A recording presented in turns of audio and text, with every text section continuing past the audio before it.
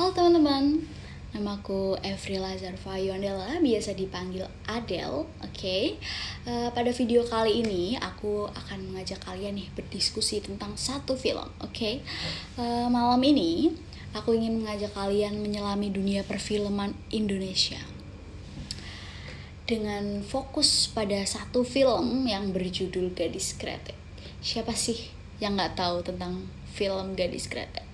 Ini jatuhnya bukan film sih, ini sebuah series yang ditayangkan di Netflix.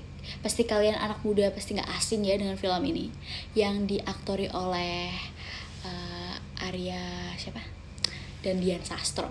Film ini meskipun fiksi, tidak luput dari penggunaan stereotip budaya yang patut kita diskusikan.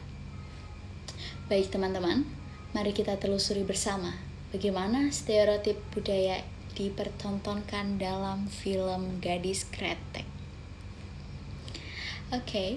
Yang pertama ada stereotip budaya Jawa.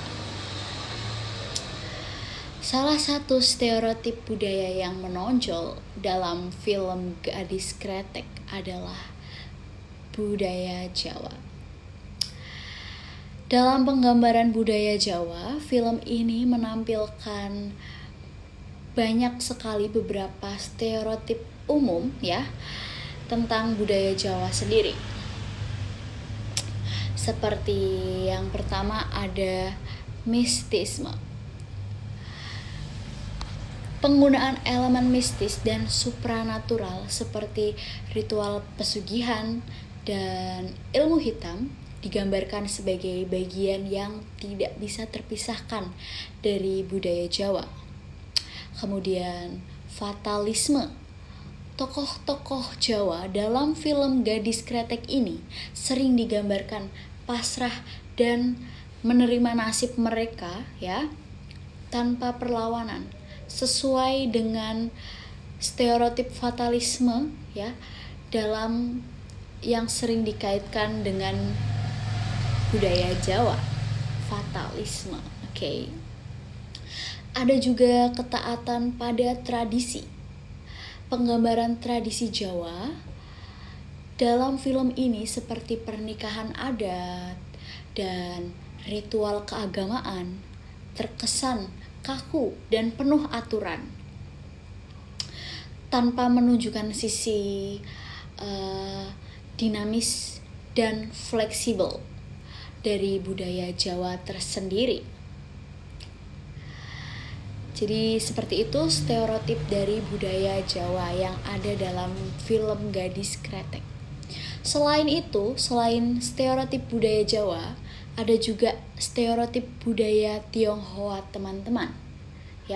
Selain stereotip budaya Jawa dalam film Gadis Kretek juga menampilkan stereotip budaya Tionghoa seperti materialisme.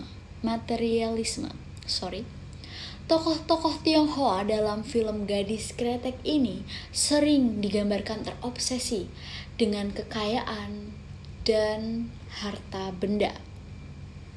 Memperkuat stereotip materialisme yang sering dikaitkan dengan etnis Tionghoa. Selain materialisme, patriarki juga menjadi stereotip budaya Tionghoa sendiri. Struktur keluarga patriarki digambarkan kuat dalam komunitas Tionghoa di film ini, dengan pria sebagai kepala keluarga yang memiliki otoritas penuh. Ada juga keterasingan.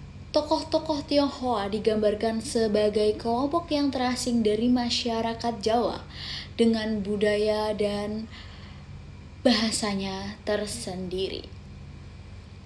Itu ada beberapa stereotip budaya Jawa dan budaya Tionghoa.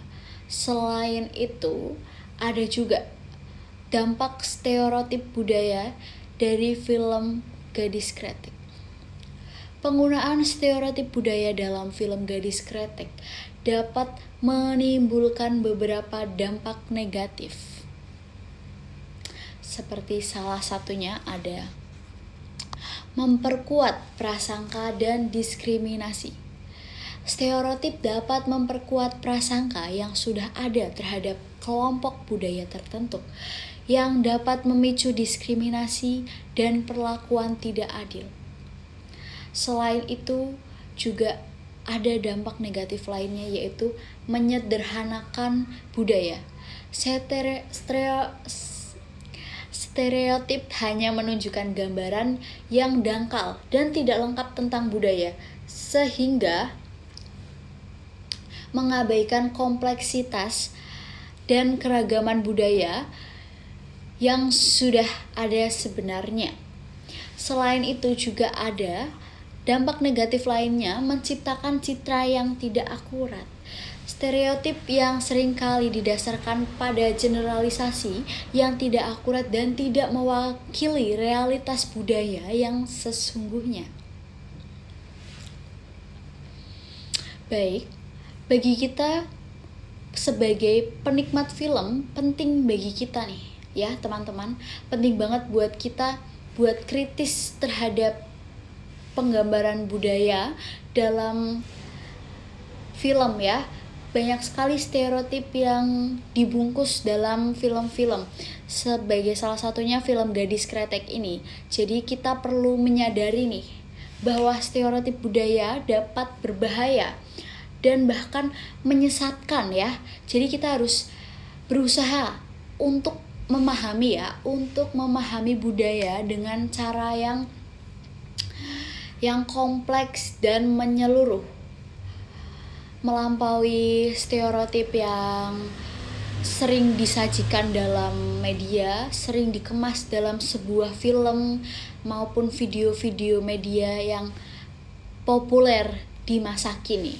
Kita harus bisa memilah mana yang harus kita konsumsi, yang baik dan yang buruk kita harus memilah agar kita tidak salah jalan ya untuk memahami budaya dan dengan cara yang kompleks dan menyeluruh serta mendalam. Baik, untuk kita terima kasih ya. Terima kasih atas perhatian kalian semua.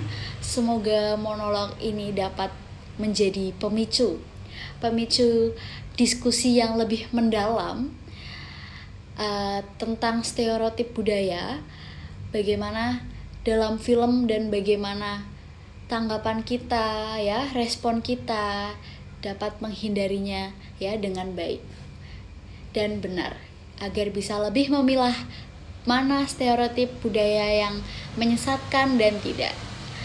Saya rasa itu saja ya monolog saya.